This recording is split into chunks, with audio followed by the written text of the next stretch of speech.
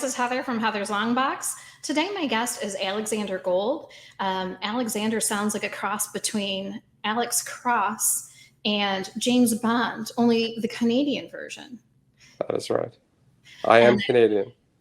I think Alexander here has some vigilante justice going on, one slab at a time. You know, as much as you don't want to deal with that, it's become a very big undertaking, I guess, in our community, just to make sure that everyone is happy with sort of sales, trading, directions things are going, just because it's become so large that we have to make sure that everyone is on the up and up to it. And we have a few who are ruining it for others. Well, in any, I think, industry, anywhere to make money, there are people who try to tap into that and bend the rules, or even just outright try to profit for their own gain. It's a real shame. Even though, like, for instance, you're in Canada and I'm here in Michigan, the comic book industry is really a small community. And so I'm glad that there are people who are willing to take on this endeavor and call these people out. I would love a list of who to look out for. There is a list. It's a very large list. It's going to be, we're sort of evolving it a little bit, so it might turn into something different, which I can't say about right now, but it'll be a lot easier for individuals to use and find to help out. That's where we're going with it. But right now, usually if you do need help, the best options, there's a few things we can do. One, you can talk to admins or moderators in groups, and they sort of have a way to reach individuals who do this. There's a large group of us who sort of are behind the scenes working to make sure trades and things are happening the way they should, or sales and stuff like that. But we also have a lot of names of people, or people with accounts that have 5 accounts, but they tend to not change a few things in there, so we can figure out who they are and why to stay away from them. Well, I admit I have more than one account, but they're So similar do I. names. I think everybody knows me. I'm not trying to do anything shady by having more than one account. I originally started out trying to keep professional and personal life separate, but it didn't work out for me. As soon as people found out I had another page, bam, bam, bam, they're friend requesting me there too. Yeah, and I have that as well with my 2 accounts. And sometimes when I'm tired chasing my kids around, I forget which account I'm in, and I answer in both, and then people get very confused.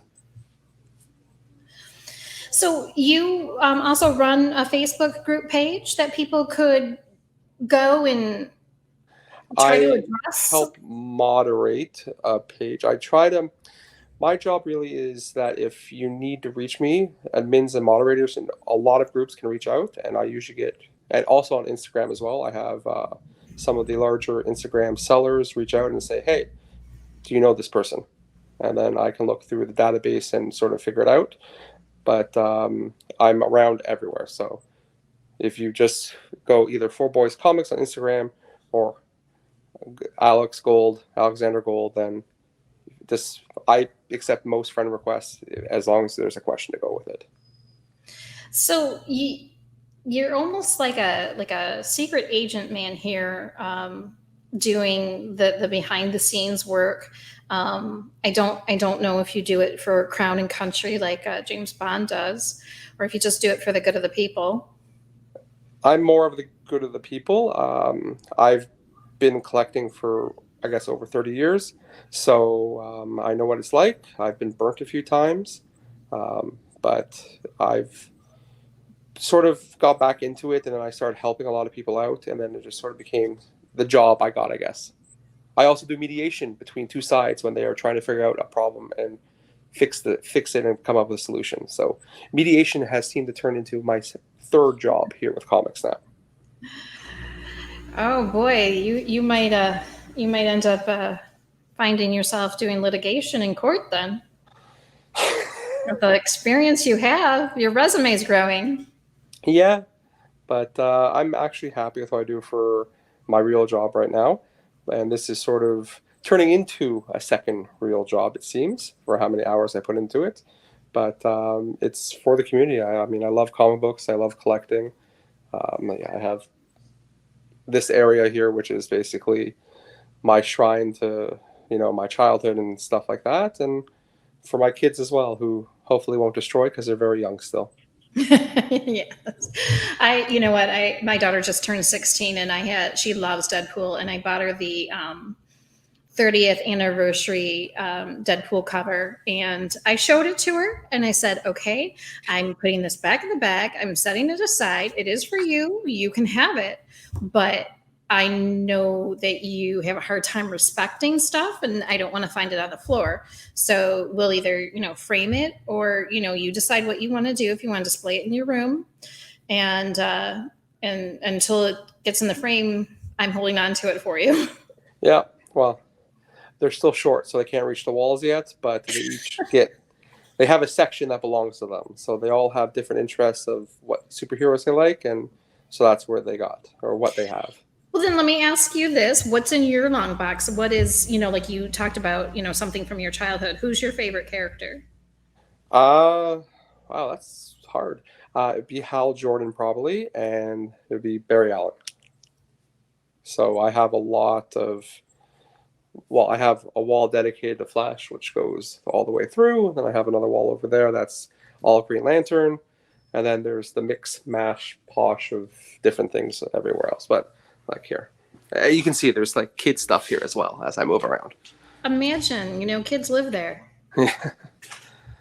But yeah, so I mean, if we're going for things, hold on, I'm on an iPad, so it's just there. But like, I'm a big X-Men collector as well, and I've been collecting that since I was like 5. So I have all that as well.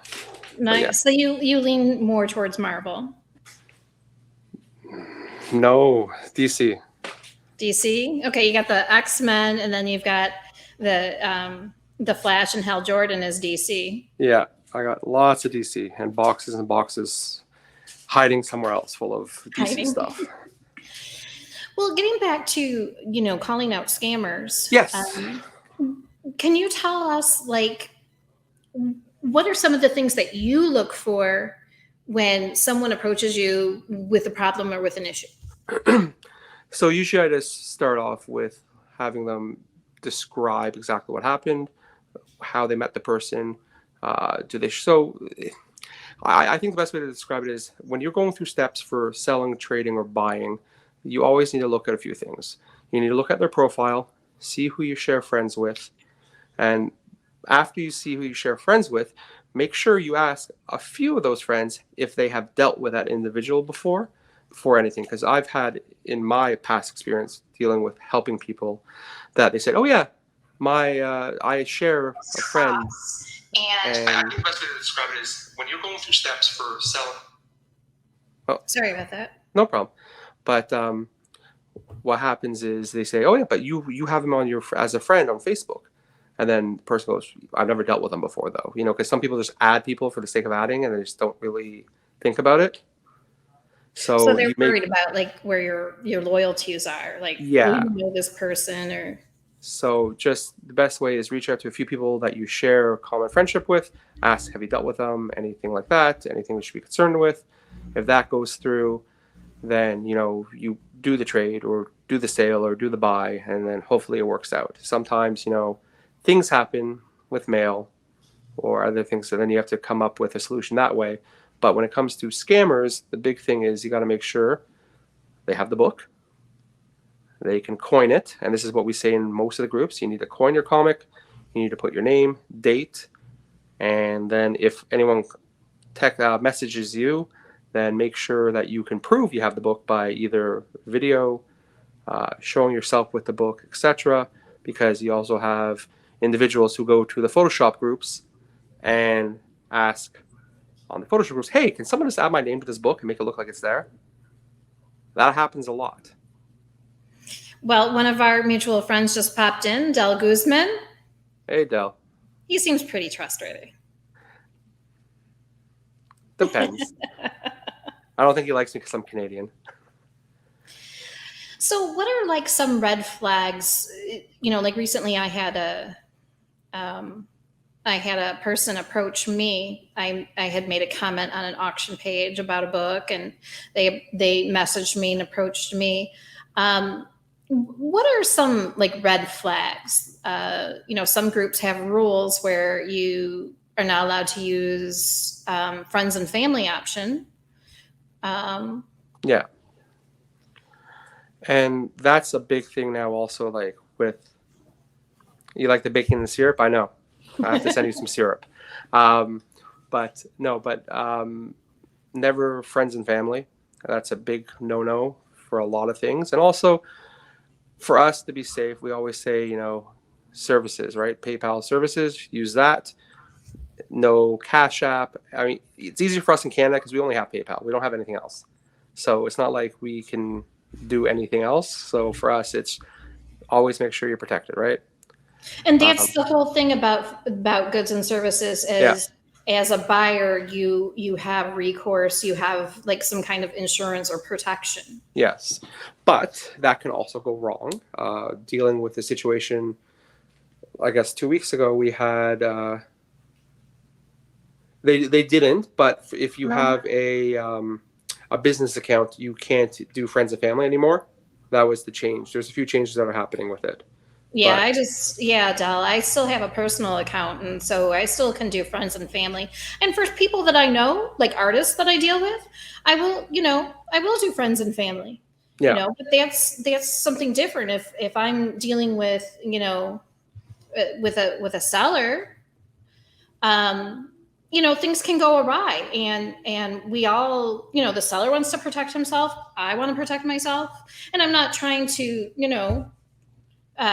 get the book without paying or anything like that. So, PayPal is one of those apps that is just makes good common sense. Some people ask about Venmo, and I had a cousin who lost $3,000 that way. So I just stick with PayPal. yeah. And then people should realize the groups set up PayPal as the best option just because it gives you the most security. However, at the same time, that can. So, as I was saying a few weeks ago, we were dealing with someone who did use goods and services and sent a book, and the person said that he was given a fake book and not the book he paid for, and PayPal sided with the buyer, but it turned out the buyer was the scammer and was doing that in a lot of different places. So, so another thing, it's a lot to jump around. When we deal with scammers, there's a lot of things you have to realize. Uh, Even as a buyer or a seller, you have to protect yourself. So, as a seller, what I recommend is when you send the book, record yourself putting the book into the box, a few pictures here and there as well as you send it off, just to have protection to it, because sometimes it will come back where the buyer says, "Hey, guy didn't send me my book. I want my money back." And PayPal usually will side that way if there's a picture that the buyer sends showing another book that says this was not the book I was wanted or got. And so always make sure you protect yourself. Take a few pictures of you packing it up, a video of it going in as you send it off, and that should help in case this does happen. It's a 15% chance that it happens, but just I've dealt with it last 2 weeks, so I know it's been popping up a bit more. Mhm. So just for sellers, be careful with that as well. I have a couple of sellers that will like take a photo of the box with the label on it. And then a couple that will take a picture of the receipt so that I have the tracking number. Yeah, And not that I'm tracking my package every day, where is it? But it gives me, I feel better. It gives me some reassurance. It makes me feel like the seller's more up on the up.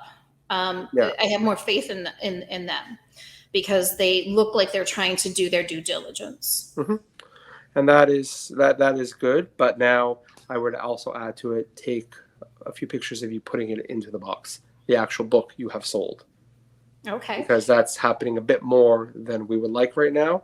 Uh, Okay. so just that's a couple extra pictures just to have just in case.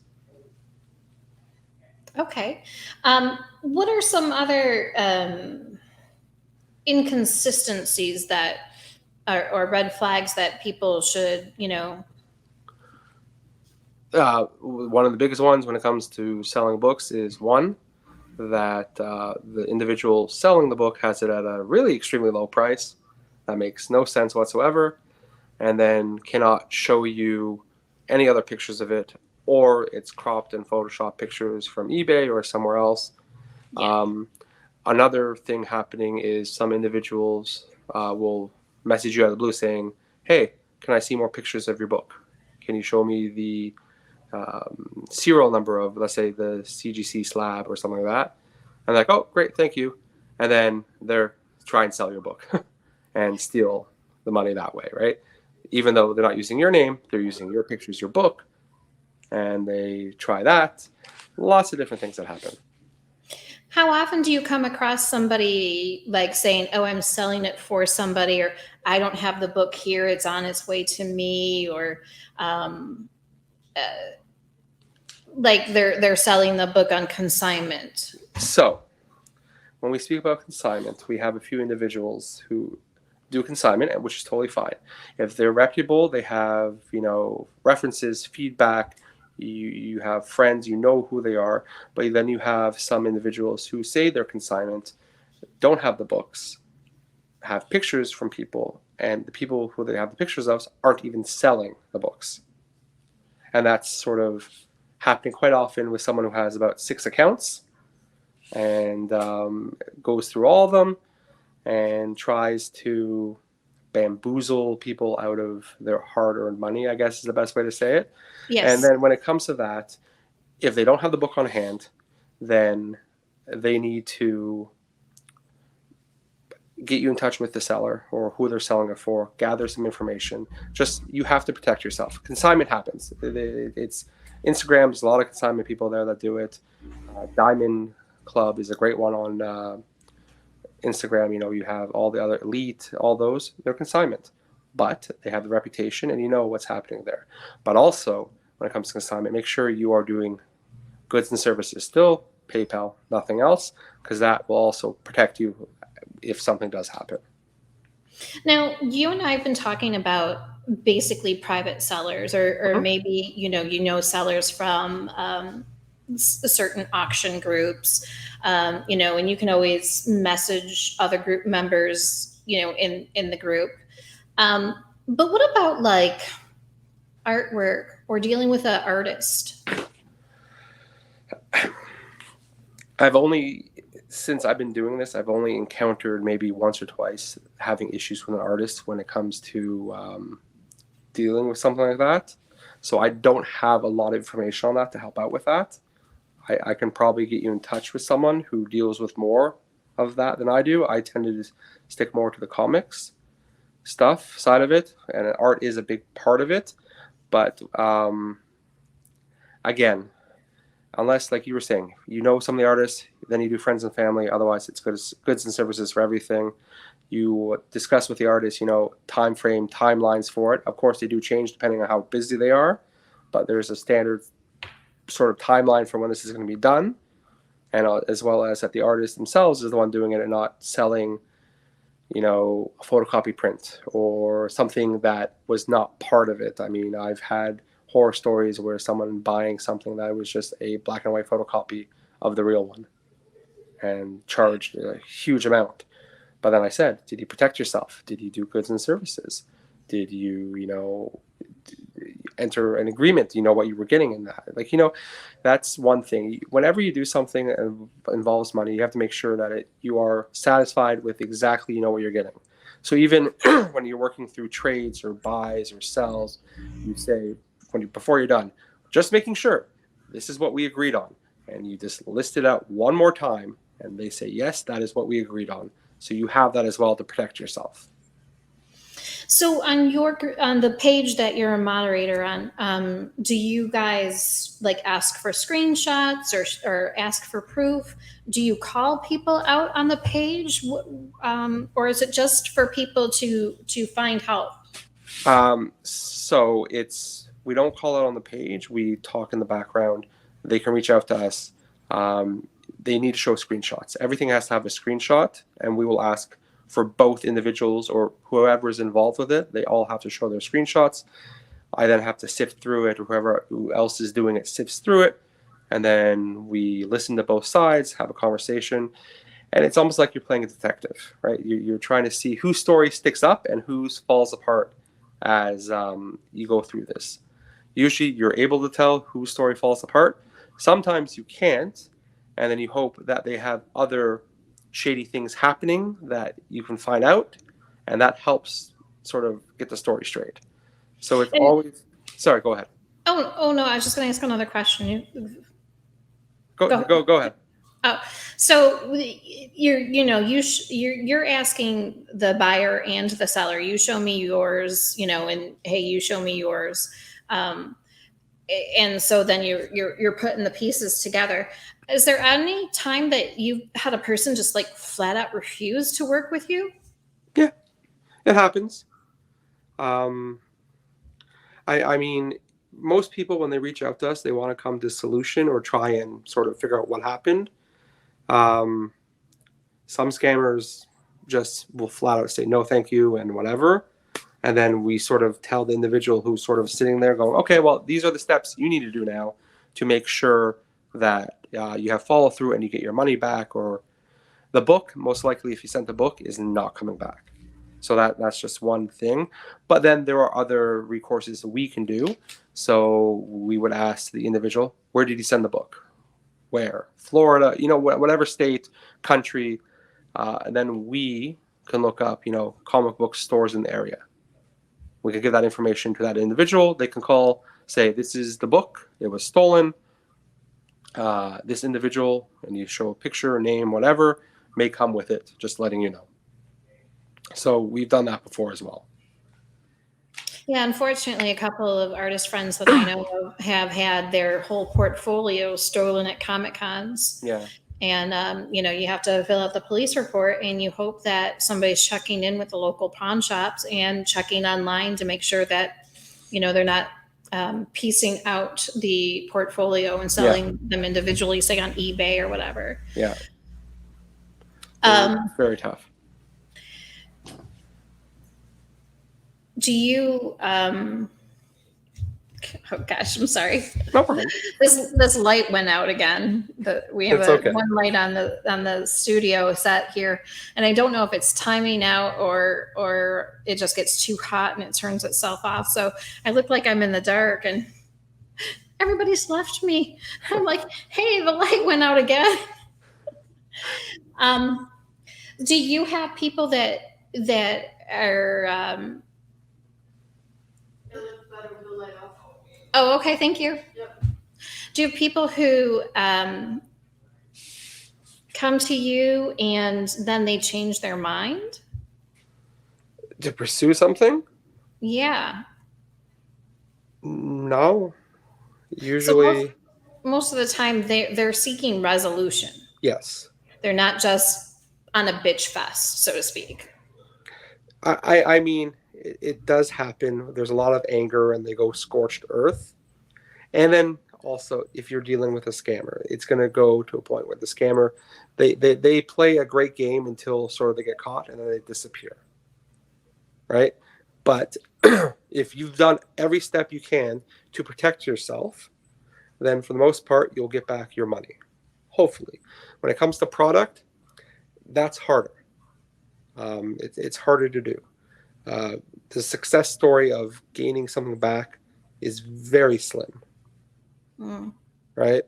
I mean, eBay, the best option is sometimes you would post, this was stolen. This is the CGC number, CBCS number, whatever it is. If you see it pop up, on eBay, what I recommend is the individual who has stolen something is not posting it right away. They're going to wait roughly a week and a half, 2 weeks before they start putting the stuff up.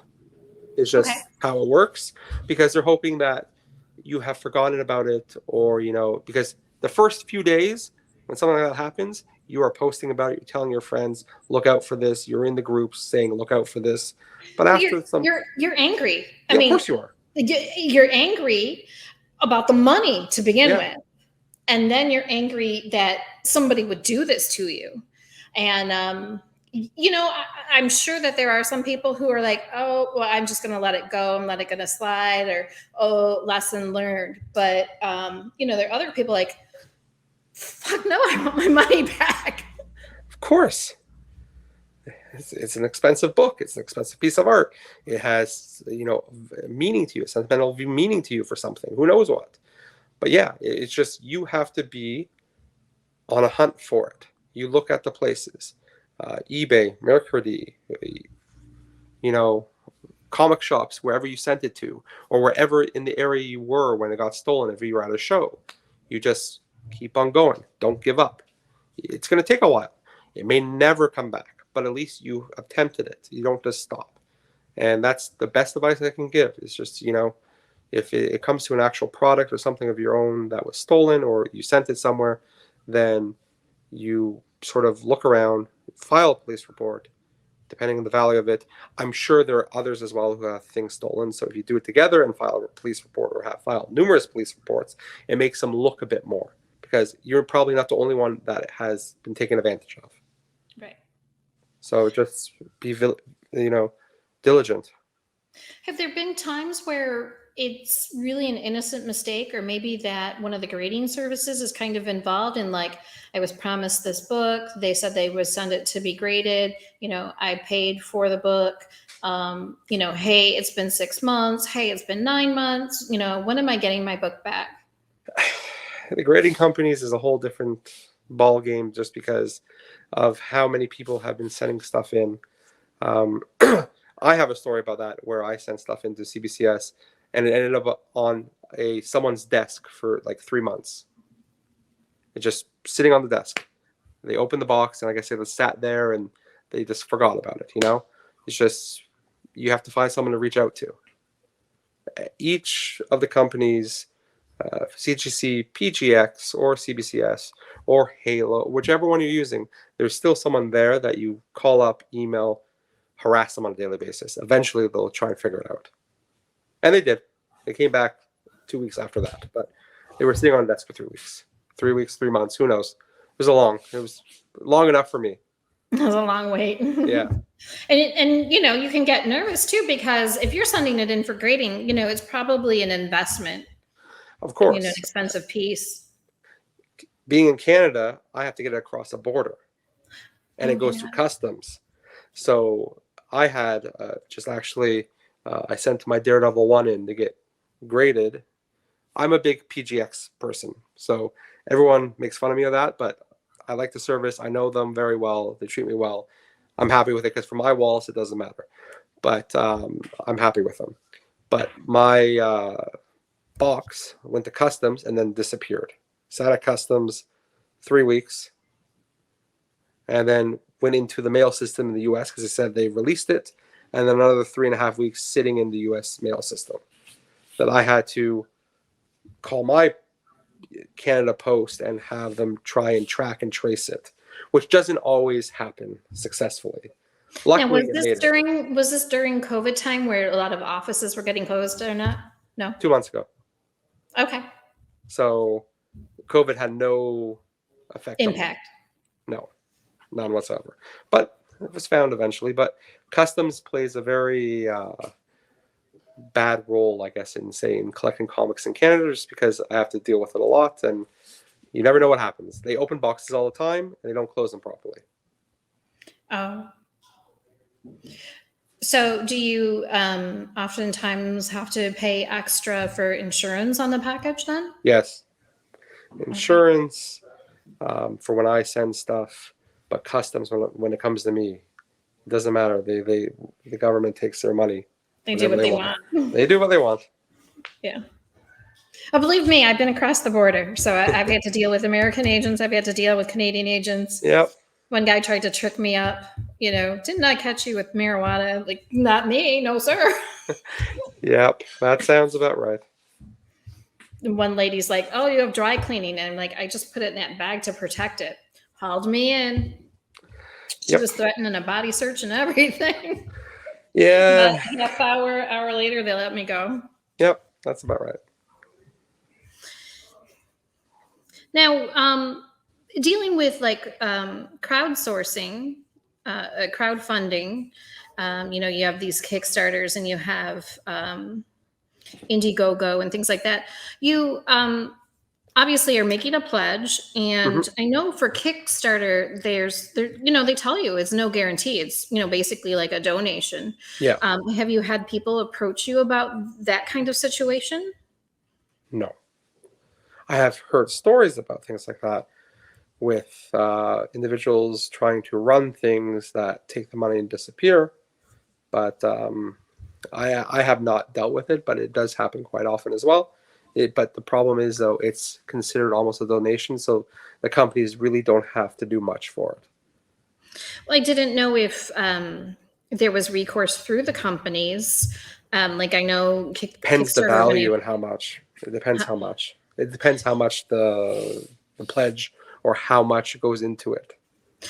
like with PayPal and like eBay, if you have a dispute, you can file something. Yeah. But with Kickstarter, there was a woman who received over $20,000 for cancer for her treatment, and she was faking being ill the whole time. They went after her, and she got 2 years in jail. Yeah. I mean, if enough people sort of come forward about it and do something, then it does put a target on the company's back that they have to do something about it. There's no choice. Like, I mean, I can think of an individual who did a fake charity Kickstarter, and I'm not sure how much they got, but individuals found out it was fake, and he got not sure he got charged, but it shut it down before anything was going into it. But that was grassroots, where they sort of posted on Facebook, they posted on Reddit, and then they got together, figured it out, and then contacted Kickstarter and say, "This is all fake. We have called the charity in connection, and they have no recollection of this individual." And obviously, those companies, can trace, the account that it's going into, Yes. and the name, like if you do a charity on somebody's behalf, that other person has to consent to accept the money. Yep. Of course. Yeah. So yeah, I can see how this alone could be a full-time job. Um, Yeah.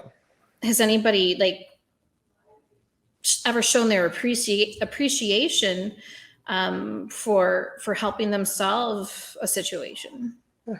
I get thank yous, and that's more than enough, honestly. I do it to keep, I guess, the community happy, or just sort of very mellow. Like, I'm a big collector, so for me, that's more than enough. So what superhero would you say you are? That's a good one. I don't know. I haven't really thought about that. I guess we're gonna go with Matt Murdock, Daredevil, just because being the lawyer he is. That sounds good. I can see that. I can see Yeah, that correlation. we'll go with that. Okay. Um, I feel so bad for you because shipping has to be like really expensive. Not cheap. Ranges from about 23 to 45. If I have to insure it fully for whatever the book price is, then it can go anywhere up to 60 to $80. I mean, I shouldn't say anything. I live so close to Canada. Back in the day, of course, you could drink it legally in Canada at 19, and here in the United States, 21. So Yeah, the guys would make beer runs with their boats. yeah, So, or we would go over there, and I really enjoyed the Molson Brador and the cherry whiskey. yep. We're also very known for our absinthe and moonshine, supposedly, in some places. Not close to the American border, though. You have to go a bit Oh, you further. gotta go. You gotta go in, huh? You gotta Yeah, go more native. yeah. I do have some friends in Alberta and Calgary. Okay. Yeah. Yeah. So, what about like, so I know some artists that go to Toronto, and they always do very well at your cons. We have a con this weekend. Actually, we have the big con for us. Oh, We have the fan expo this weekend. and do you have anybody bringing you something special? No, we are going to be at the cottage with the kids probably, so we are not going to go. Although the kids may want to go, so we'll see. We'll see what happens. I might take them for a day, if anything. Okay, okay. Yeah, here at Indie Volt, we've been promoting a local con put on by some people that have become friends with over the years. They're doing their 10th annual, and it's always a great time. So I always make sure that I'm in attendance to that con. Yeah, my kids love dressing up, so they would go in their full costumes of whoever their favorite superhero is at the time. Well, yeah, growing up, that changes. My daughter's 16 now. She loves Deadpool and Venom. She originally started out with Batman, and when she watched Batman and found out that he was not funny, she dropped him like a hot potato, and she Yeah, went I with can see that. Spider-Man. Yeah. Well, my eldest goes through, he likes Spider-Man, and then he likes Ant-Man, to he likes, the Guardians of the Galaxy, and then you get him all these books, and he's like, I don't like it anymore. Well, I bought like all of the pops for my daughter, all of the toys and everything. And when she got tired of one, she'd throw them out. Or, we moved and a couple of times she didn't pack her things. And I'm like, I really could kick myself for not saving those or holding on to them, because I'm like, damn it, I could have really sold that. Yep. Yeah. So they all go in storage when he's tired of whatever that hero is or whatever that pop is, and then the next favorite thing goes on the wall and then comes down again. It's definitely, you're putting down a chunk of money for even the merchandise, and at this point it's kind of an investment. Yeah. Well, I mean, growing up in the 80s, with the Star Wars toys and everything like that, Transformers, you kick yourself you didn't save them all, right? My brother had a lot of he had a stuffed Ewok, Okay. and he would bite the nose off of all of his stuffed animals. But he had he had GI Joe stuff. He had some Star Wars figures, and he started collecting Spider-Man. So I know he doesn't have the toys anymore. He actually sold a lot of his Hot Wheels in exchange for. He worked for this advertising company, and the guy was talking about Hot Wheels, and my brother brought them in, and they were paint coming off. They were in rough shape, but this guy was so happy. Some of them were, limited edition. And so he would just open the supply closet and tell my brother to take whatever he wanted. So my brother was stocking up for college. My brother had this rare 7-Up car. He's like, I need an office chair. The guy's like, no, I can't do that. Absolutely not. Somehow my brother ended up with an office chair. That's very cool. But there are some people that are just good with their toys and other people who aren't. And then you grow up and you just could kick yourself. Yeah, that's why everything my kids have just goes into a room after it's done with. And you hope in 20 years from now, it actually has value. Well, they always also say that in fashion, just wait 20 years, it'll come back. So that too. I go into Target, I see the 80s fashions, and I'm like, no, not neon, no. So when it comes to investing in, like some of us, we just collect what we like and everything like that. Do you, go for certain trends and buy things that are an investment? No, I do it as a fan. Okay. So most of the stuff is PC for me. Stuff like that I wanted as a kid, I have now for the most part. And if there's anything investment, it doesn't last long. It gets traded into something I want.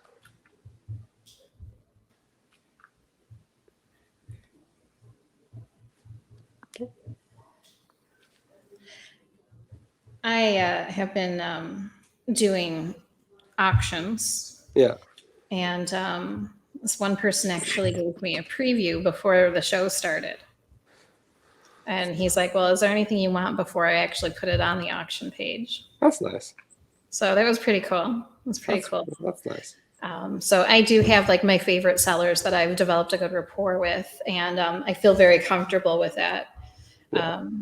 There's sometimes that I'll see something and I'm like, oh man, it's 2 weeks for payday, and they're like, that's okay, I'll wait, and then they wait, and then they invoice me through PayPal. But like other people will talk about financing, and that makes me a little nervous. Yeah. Um, I if I can't get it or trade for it, I would never do that. It's not something I want to do. I mean, the big joke in the group I belong with, like friends wise, laugh because I think I've owned, where is it? Somewhere here. Oh yeah, I think I've owned that Flash 106 about 12 times. I trade it, and then I miss it, and I have to get it back again, and it just keeps on coming back. Now, do you That happens with end a few books, though. Not just that. There's a few books that I'll trade to individuals here in Canada that I know very well who stop by, and then I'm like, oh, I shouldn't have done that. So do you approach the person that you sold it to or that you traded to and then buy back that same book, or you go hunting and looking? Hunting and looking. And there's like no way for you to tell if you've actually purchased your own book back. Um, I've actually traded for my ASM 129 First Punisher, my 6.5. I think I've now owned it 3 times, the same book. Somehow it keeps on coming back. That is meant to be at this point, Alexander. It is, however, I traded it again.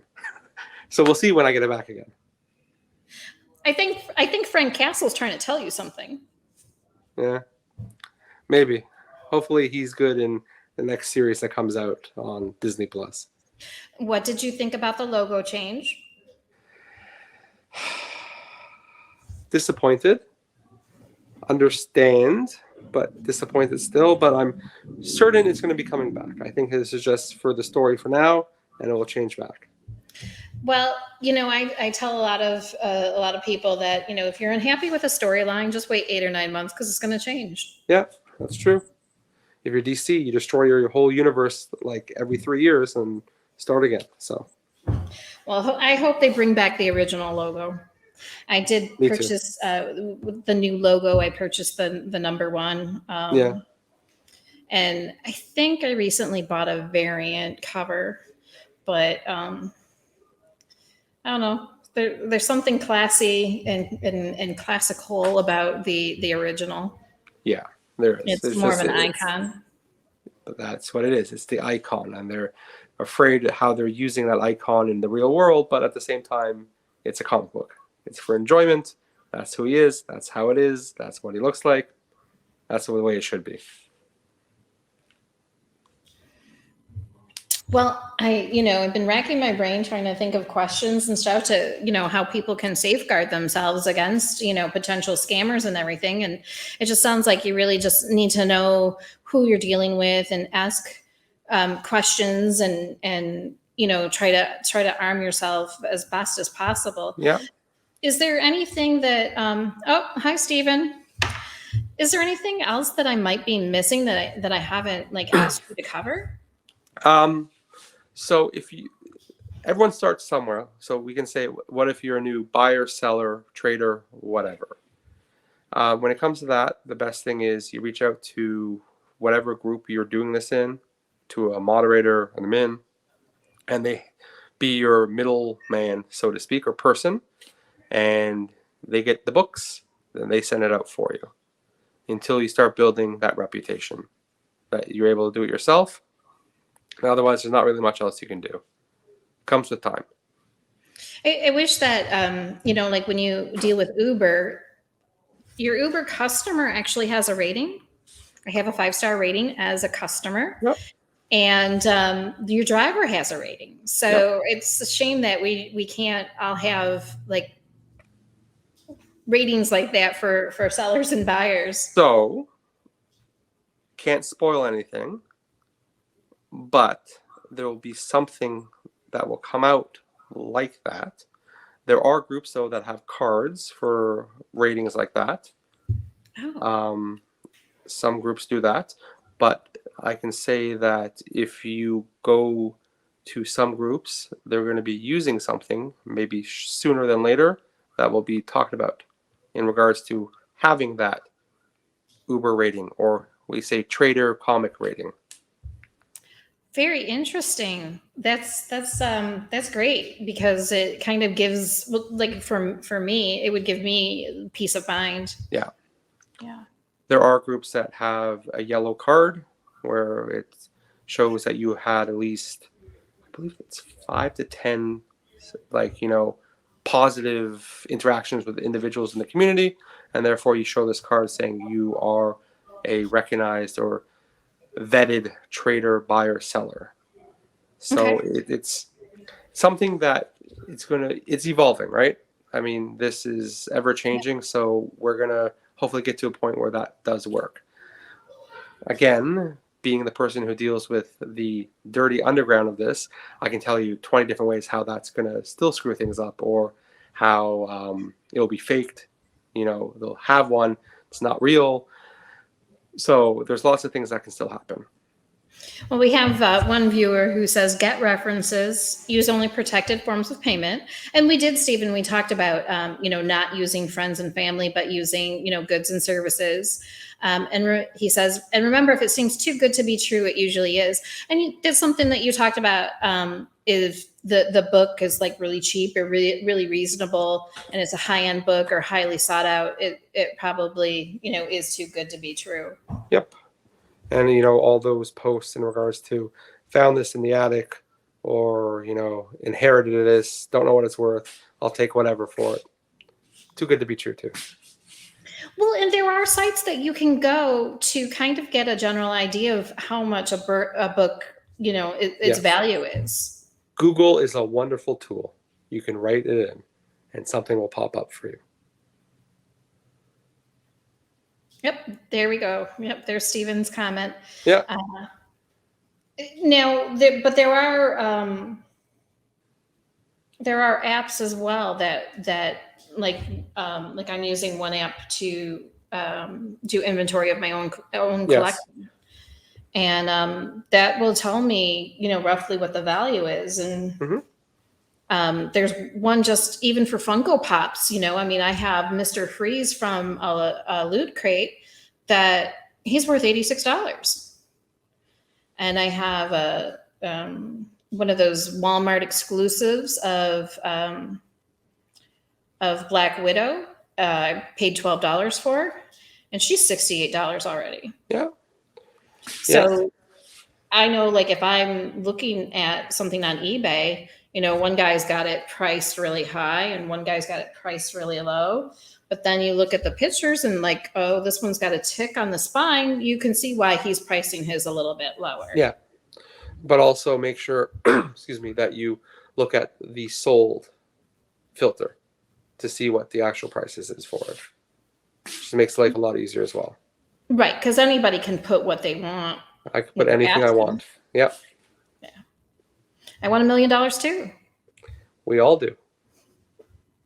I'm not sure what the exchange rate would be, though. I'd rather your money right now than our money.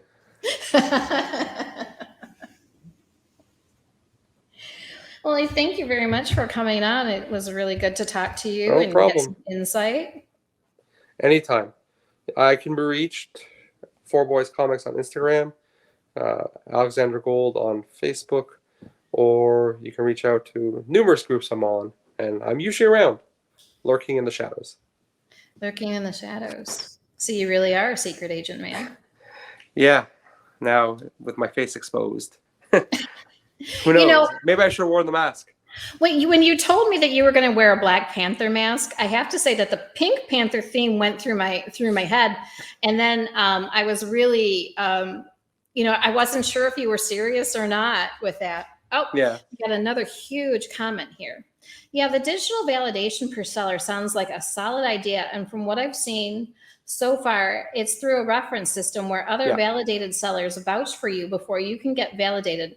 But that leads to a lot of friends backing friends without knowing what other interactions they may have had with people not their friends. Yes, and that is a big thing. It's still a work in progress, this validation or reference system, because the friends benefit of it is that's what happens. That's why I say even when you're dealing with someone, just because you have the same friends, reach out, ask them questions first. Have you dealt with this individual before?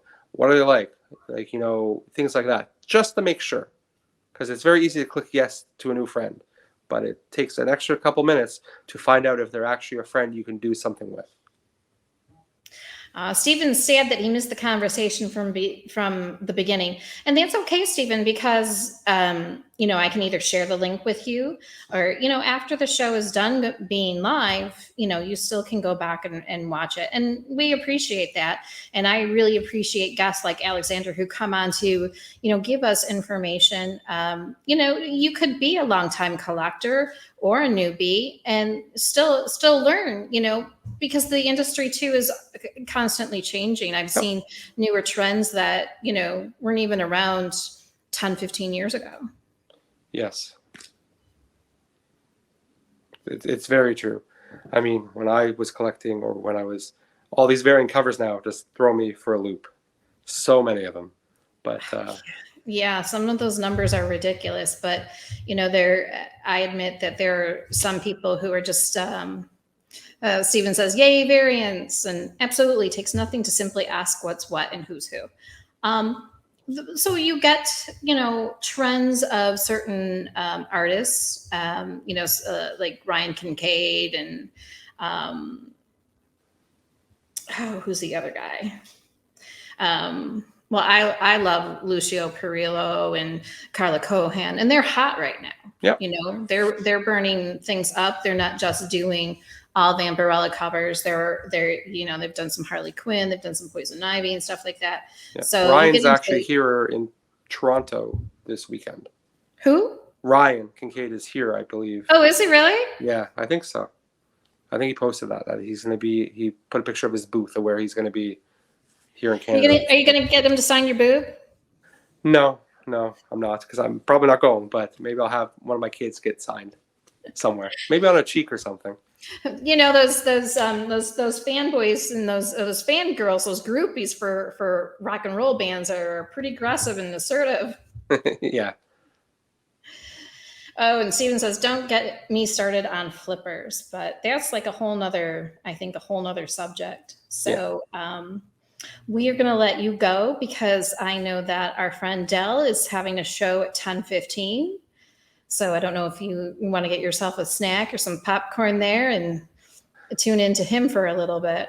I will go bother him very shortly. Okay. Well, harass him the best that you can. I will. Thank you very much. Thank you. And thanks for everybody for tuning in.